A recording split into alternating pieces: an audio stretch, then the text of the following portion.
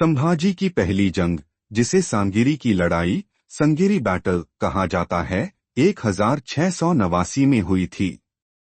यह लड़ाई मराठा सम्राट संभाजी महाराज और मुगल सम्राट औरंगजेब के बीच लड़ी गई थी। लड़ाई का कारण, औरंगजेब ने जब 1687 में बीजापुर और गोलकुंडा पर विजय प्राप्त कर ली, तो उसने मराठा साम्राज्य पर भी हमला करने की योजना बनाई। संभाजी महाराज, जो छत्रपति शिवाजी महाराज के बेटे थे, ने अपने पिता के संघर्ष को आगे बढ़ाया और मराठा साम्राज्य की रक्षा के लिए मुगलों के खिलाफ युद्ध शुरू किया।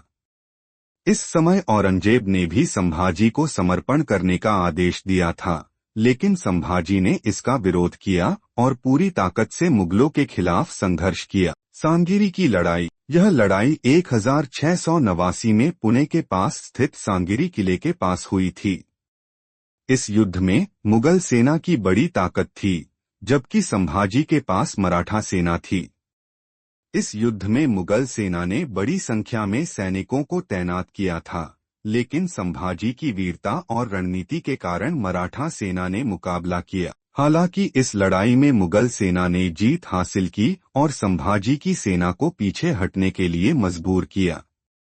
लेकिन यह युद्ध संभाजी महाराज के साहस और नेतृत्व का प्रतीक बना।